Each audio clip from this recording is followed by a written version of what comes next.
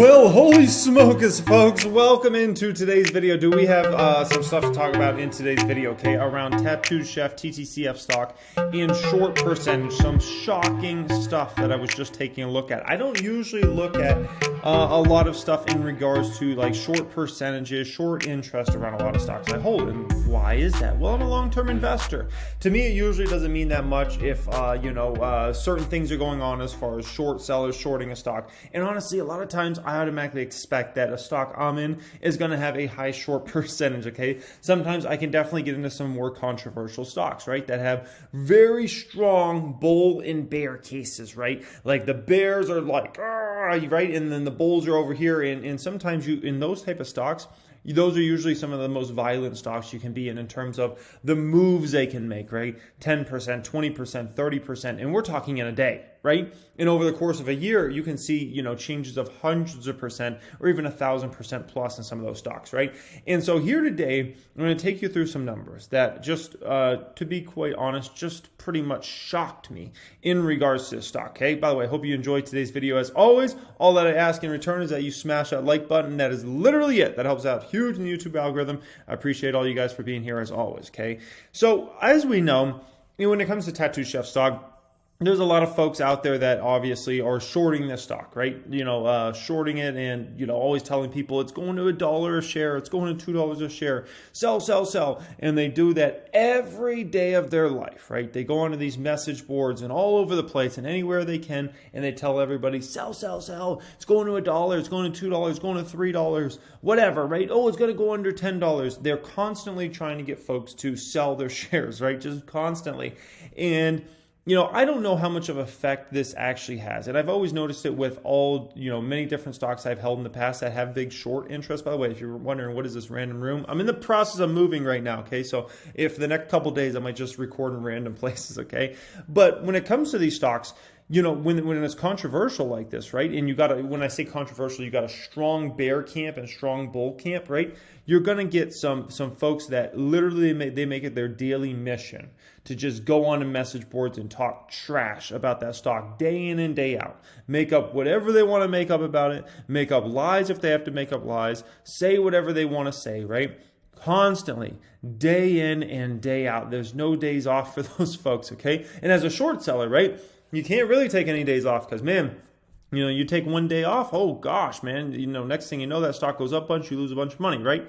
And it can get real ugly, real fast. So these folks just go constantly on the message boards and just constantly just try to hammer these stocks over and over and over and over, and they'll try to make up whatever they want to get folks to sell. How much of an effect this really has on a stock, I honestly don't know.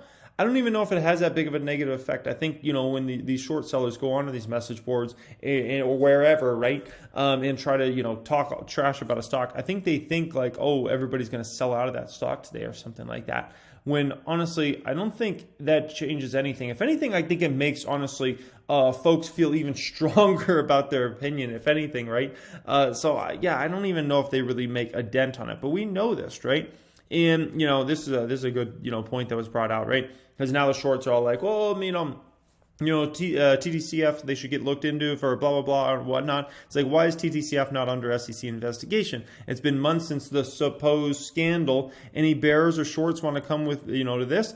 And at the end of the day, like, it doesn't really matter what's going on with the company. If there's any glimmer of hope for the short sellers to get the SEC to ever look into a company, that is like their biggest hope. The reason being is if you can get an SEC investigation, right, even if nothing comes of it, most of the time the stock price will move down in the short term, right? And so the short sellers, they love this. They would love, like, if there's even like, this is why you have to almost be perfect. When you're a super heavily shorted stock, which we're going to look at some of the shocking numbers around the stock in just a moment. When you're a heavily shorted stock, you have to almost be perfect with everything. Because if you do even the slightest thing that is considered wrong, the next thing you know, the short sellers are going to be reporting you to the SEC and trying to, get you looked into as a company and all these sorts of things, right? Because their hope, they need that stock to go down, okay? okay? They need that stock to go down. And if all of a sudden a report comes out, oh, the SEC is looking at some company, then the bears go into even bigger attack mode. And they're like, oh, see, this company's a fraud. They're a scam. They're going to $1. They're going to zero. They're going to go bankrupt. Look at this. The SEC's, that's the game, man. That is the game for short sellers. They love to see this stuff. And if they can get it to work, it works beautiful in the short term, right? Long term's a whole different story. But the short sellers, they just want to make some quick money and sometimes get out and move on to the next short, right?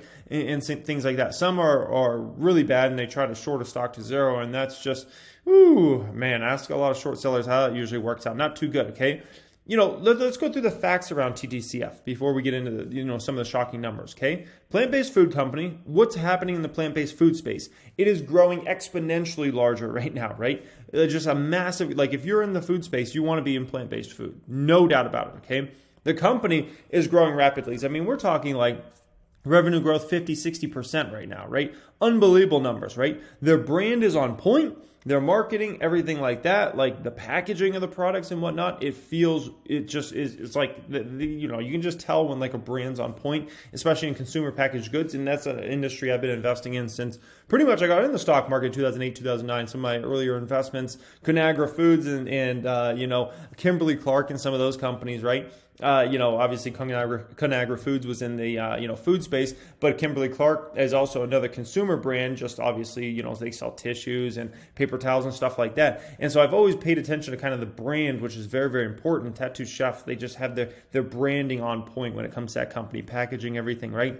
We know the company has new lines coming and new factories coming, right? We know that they've said that basically the launch they had in Target, right, was the best frozen food launch in Target's history. We know that, right? Wow. Okay. So we know a whole lot of exciting things, but that's not it. We got more. Okay. We got more on the TTCF fact sheet. Okay. We know this company is growing into much more than just a frozen food company within 24 months, which has been something some of the short sellers have tried to point out as like a bad thing. What they don't understand is how much opportunity there is for Tattoo Chef just in the frozen food department.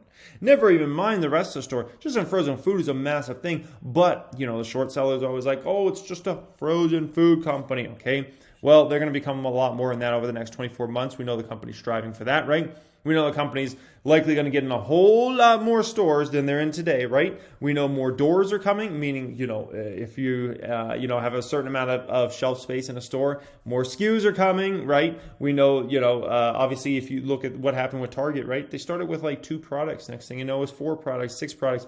I mean, now there's so many dang Tattoo Chef products in a lot of these Target stores, I can't even keep track of them all. I think they're up to 10. And a lot of these stores, I could see days within the next, I'm not even talking about super long term. I'm talking in the next 1 to 2 years where Tattooed Chef has 15, 20, 25 SKUs in a store. And once again, we're not talking 10 years from now. I'm talking the next year or two. Okay. I'm already seeing this start to play out. And so imagine where the things are going to be in 12 months from now, 24 months from now. You really think about these things, right?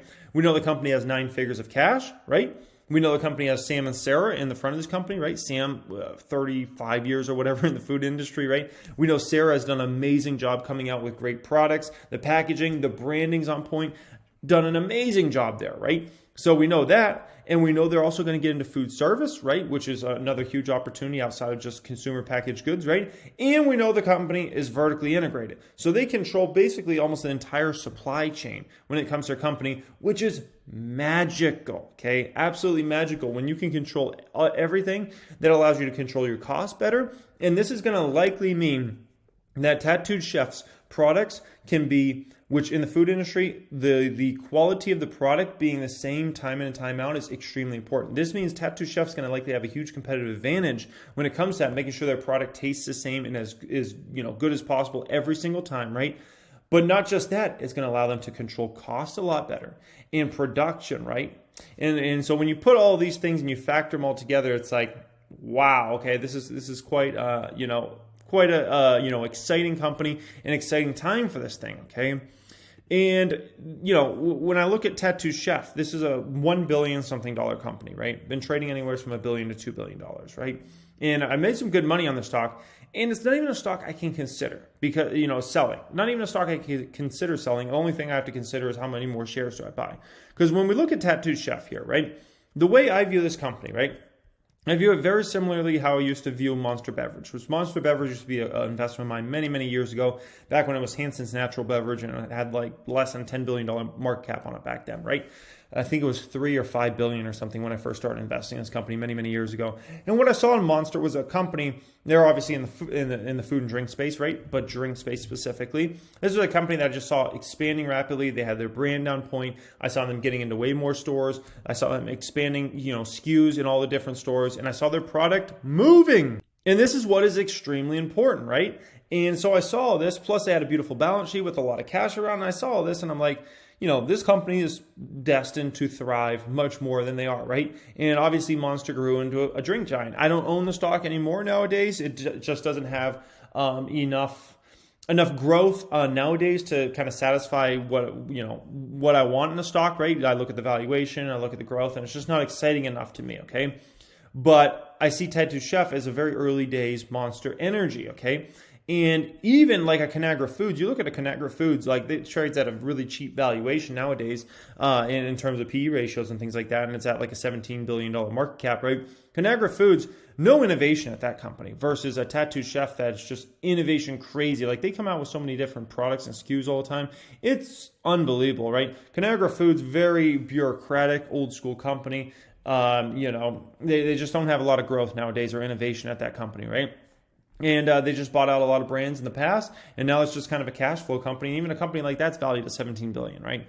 So when I look at something like a Ttcf, there's no doubt in my mind that this company's growing into $10 billion plus over the next 5-10 years. My main question is, do they grow into a $10 billion company, a $20 billion company, or something like a Monster, a $40 or $50 billion company over the next 5-10 years? That's my real question, because they're going to continue to expand their products, the Tattooed Chef line, right? And get into more products around stores, right?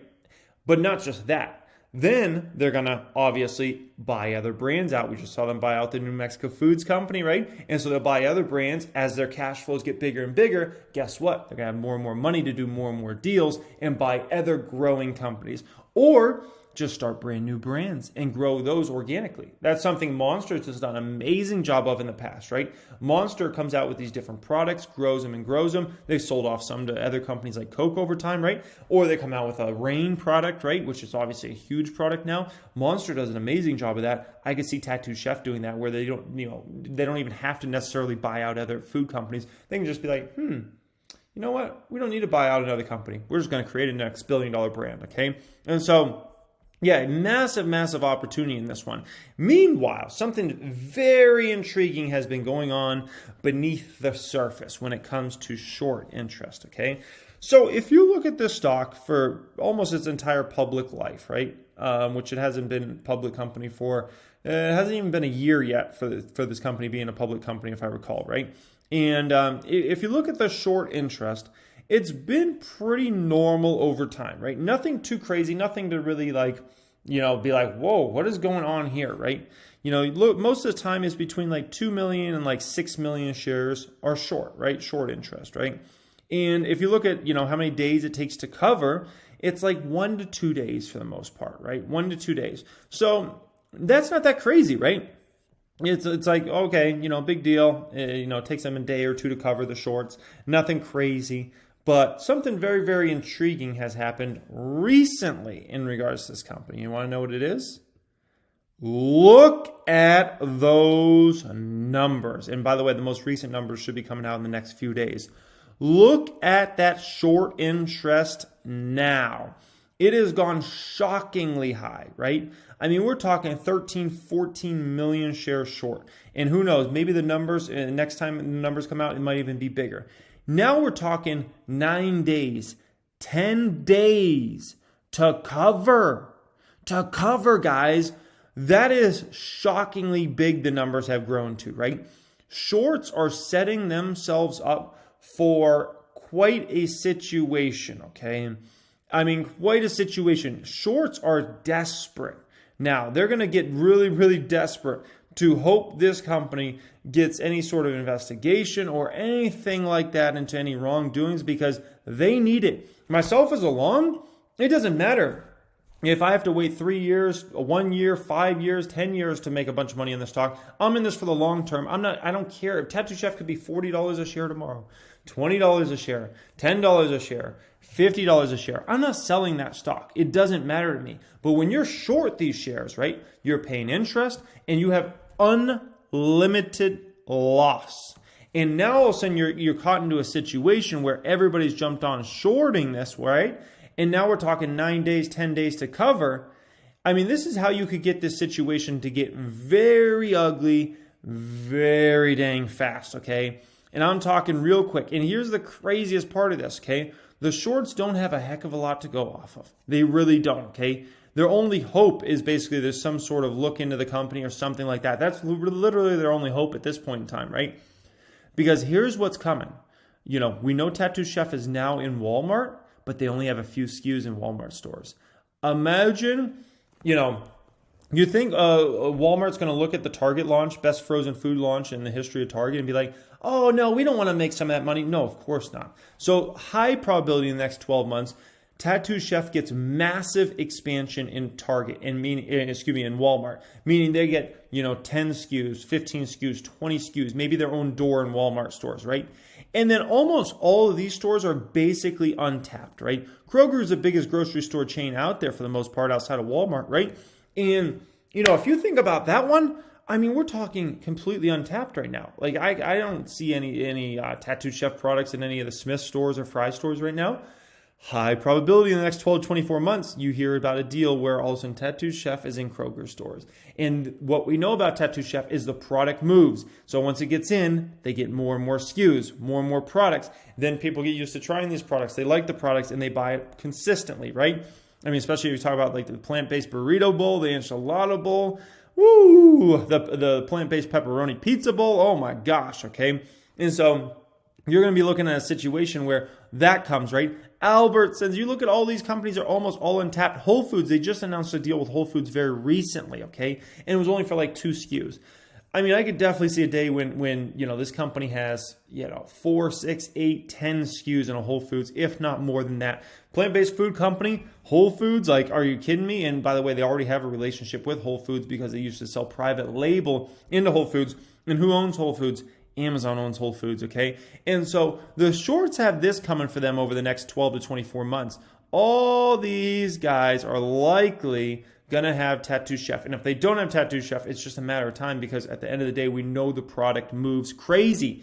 And so it's like, do you want to make money or do you not want to make money? You want to have some items in your frozen food aisle that are collecting dust and they never move any volume? Or you want to get Tattoo Chef in there that is moving crazy volumes, right? And so if you're a retailer, it's just a matter of time. You just basically have to get your your store changes done, which a lot of these stores, they only change their aisles and their footprints and things like that. Usually every 6 to 12 months, especially when it comes to frozen food aisle, right? And so it's just a matter of time. And meanwhile, the shorts are looking and they're like, you know, what do you have to go off of if you're short? Now you're talking about 9 to 10 days to cover.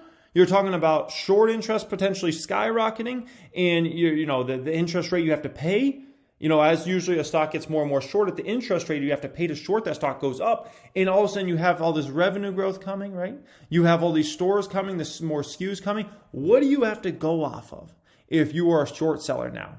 You're on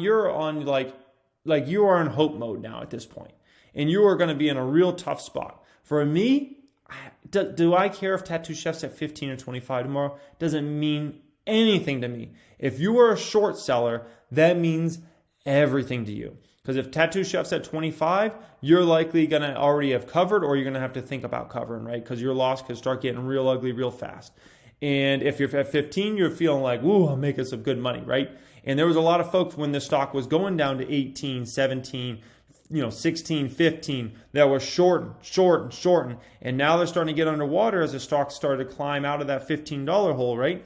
To me and to the longs, it makes no difference. But to a short seller, this is everything.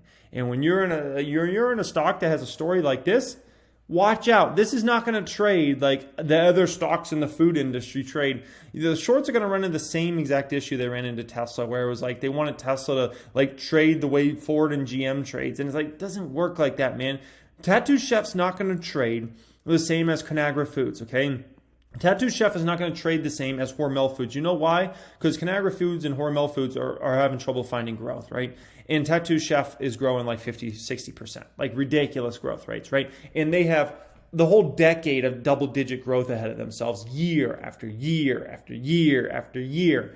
And so, yeah, the shorts are going to catch themselves in a real pickle here. And, you know, we'll see how it all plays out. But, man, could it get ugly real dang fast. And one last point I want to bring out here. It's a controversial stock. And in controversial stocks, those are the craziest. You see the most violent moves in those type of stocks. You know, this is a stock that if it was $15 a month from now, I wouldn't be surprised. This is a stock that if it's $30 a month from now, I literally wouldn't be surprised. Nothing will surprise me when it comes to Tattoo Chef's stock price. And as long as Sam and Sarah are leading this company and they continue to build this beast out, ooh, boy, you know, it's going to be an interesting one. I literally can't believe the shorts want to continue to pile on this one. New short numbers should come out in the next few days. And just wait. You know, it's just crazy, man. They're setting themselves up for such a bad situation. Like, you know, you can't, you don't mess around with story stocks and you don't mess around shorting high growth companies. Just flat out. Like, it's just, it's a recipe for disaster. That's all it is, man. Oh, it's a recipe for disaster. So anyways, I hope you guys enjoyed this as always. If you want to know where I'm getting 75% plus of my stock picks, check out the second pinned comment down there. If you're looking to check out the private stock group, you want to check out my private stock group and look more into it and things like that. If you want to apply for that, check out the first pinned comment down there. Much love as always, guys, and have a